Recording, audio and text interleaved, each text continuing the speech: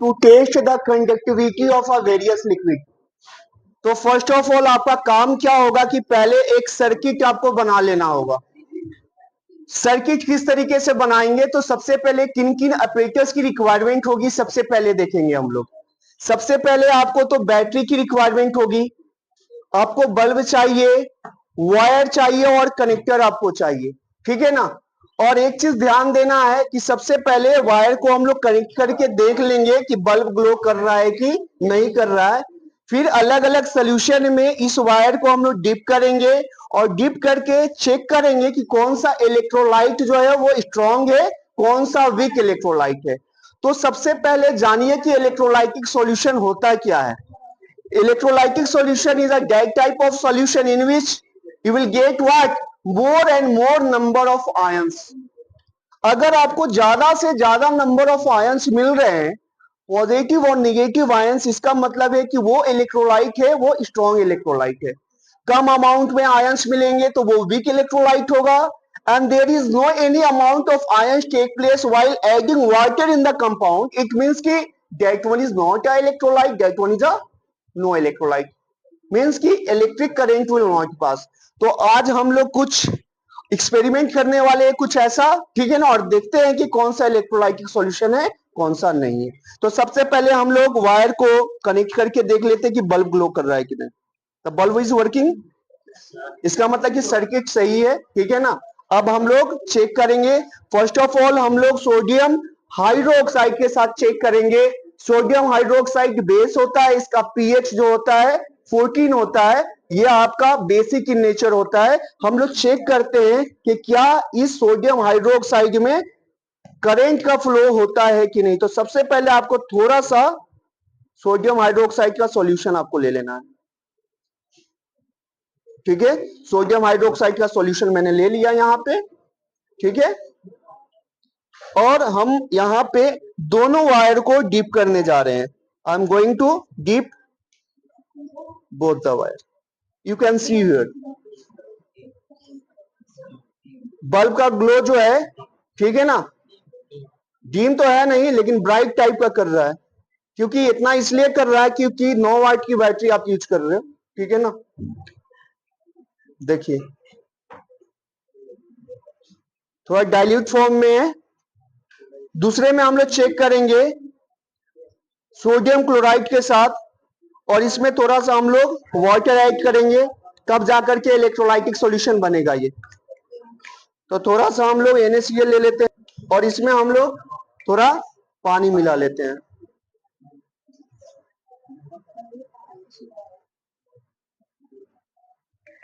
Now ये electrolyte बन चुका है। अब हम लोग इसमें दोबारा से वायर को डिप करेंगे। अब यहां देखिए बल्ब का ग्लो जो है, आप देख सकते हैं बल्ब का ग्लो, देखिए यहां पे बल्ब का ग्लो जो है, देखिए ब्राइट कर रहा है ग्लो। इसका मतलब है कि जो भी हमारे मेटल्स और नॉन मेटल से जो भी हमारा कंपाउंड बनता है उसमें आयंस का डिसोसिएशन होता है और वो हमारा स्ट्रॉन्ग इलेक्ट्रोलाइट की तरह काम करता है, ठीक है। नाउ हम चेक करेंगे एसिटिक एसिड के साथ। ये चेक करते हैं कि क्या ये स्ट्रॉन्ग इलेक्ट्रोलाइट है या वीक इलेक्ट्रोलाइट है। तो हम लोग चेक करेंगे इसको।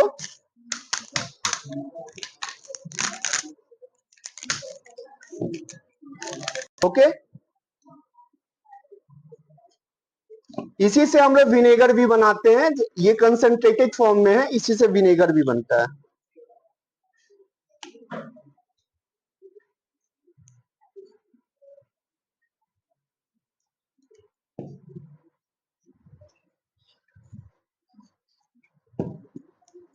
बल्ब का ब्राइटनेस हम लोग चेक करेंगे, हल्का एकदम डीम ग्लो कर रहा है, देखिए। इसका मतलब है कि आयंस का डिसोसिएशन जो है ना, देखिए हल्का कर रहा है, आप देखिएगा ना, देखिए देखिए,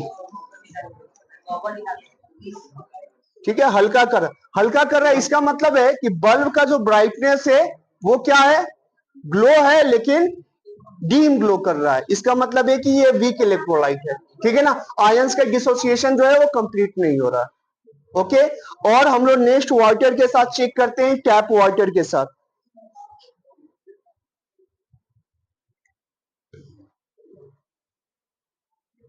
इसमें भी है लेकिन डीम हो रहा है, ठीक है ना। डिस्टिल वाटर के साथ करते हैं तो वो इलेक्ट्रोलाइट नहीं है। ओके, एक हम लोग और भी करते हैं, किसके साथ, ग्लूकोज के साथ चेक करेंगे कि ग्लूकोज जो होगा उसमें आयंस का डिसोसिएशन हो रहा है कि नहीं हो रहा है। तो ग्लूकोज लेकर के आओ वहां से, जाओ ग्लूकोज लेकर के आना वहां पे। 1 मिनट, नहीं कर रहे, अदरवाइज हम लोग डिस्टिल वाटर का यूज करते, तो जो हमारा ग्लूकोज है उसमें आयंस का डिसोसिएशन नहीं होता है, क्योंकि उनके आयंस होते हैं ना ही कंप्लीटली डिसोसिएट होते हैं ना ही पार्शियल डिसोसिएशन होता है। अगर हम लोग वायर को अगर हम लोग डीप करेंगे ग्लूकोज में तो होगा क्या कि ये बल्ब जो ग्लो हो नहीं करेगा, ठीक है ना। तो यहाँ पर आयंस का डिसोसिएशन नहीं होता है। टैप वाटर जो होता है उसमें मैग्नीशियम और कैल्शियम आयंस प्रेजेंट होते हैं, इसलिए बल्ब का ग्लो होगा लेकिन डिम ग्लो करेगा, ठीक है। Thank you. पता हमको कि आयंस का डिसोसिएशन किसमें होगा, जिसको आता है वो आंसर देगा, ठीक है ना। चलो, आयंस का डिसोसिएशन किसमें होगा, चार्ज जो होगा किसमें मिलेगा हमको, कौन से कंपाउंड में चार्ज मिल जाएगा, कोई कंपाउंड का नाम बताओ हमको, बताओ इथानॉल कैसे। सब महारथी है। बोलो, सोडियम क्लोराइड, सोडियम क्लोराइड, ए, सोडियम क्लोराइड, तुम तो लगा देगा। चलिए छोड़ दीजिए। तो ठीक से बताओ answer. Sodium chloride, NaCl। Very good. और नेक्स्ट क्वेश्चन पूछिए सर। नेक्स्ट कौन सा ऐसा कंपाउंड होगा जिसमें आयंस का डिसोसिएशन नहीं होगा, ना ही कंप्लीटली होगा ना ही पार्शियली होगा। हाँ बोलो, कस के बोलो, ग्लूकोज में, हाँ वेरी गुड, ग्लूकोज में नहीं होगा, ठीक है। चलिए नेक्स्ट। ठीक है, अच्छा ये बताओ हमको कि जो सोडियम क्लोराइड है, ठीक है ना, उसमें कौन मेटल है कौन नॉन मेटल है, मेटल्स और नॉन मेटल्स कौन है, कस के बताओ क्या है, सोडियम मेटल है, क्लोराइड नॉन मेटल है, वेरी गुड। ठीक है। ठीक है, थोड़ा हमको ये बताओ कि इलेक्ट्रोलाइसिस जो प्रोसेस हम लोगों ने किया, तो इलेक्ट्रोलाइटिक सॉल्यूशन कैसे बनाते हैं, कोई बताएगा इलेक्ट्रोलाइटिक सॉल्यूशन कैसे बनता है, बता सकते हो, जिसमें इलेक्ट्रिक करंट जो होगा, मतलब कि आयंस का डिसोसिएशन होगा लेकिन कम होगा, कौन सा है, ग्रेफाइट। लिक्विड में बताओ हमको, NaCl में तो कंप्लीट ज्यादा होगा, होगा। अभी बताए थे ना, ये कौन सा है, ये क्या है, कौन सा एसिड है, हाँ एसिटिक एसिड में आयंस का डिसोसिएशन कंप्लीट नहीं होता है, पार्शियल डिसोसिएशन होता है, ठीक है ना, आयंस पूरा ब्रेकडाउन नहीं होगा इसमें। इसको हम लोग इथानोइक एसिड के नाम से भी जानते हैं, ये कार्बोजेलिक एसिड फैमिली से बिलोंग करता है, ठीक है ना, सबकी फैमिली होती है ना, इसकी भी कार्बोजेलिक एसिड फैमिली है। और पूछना है किसी को,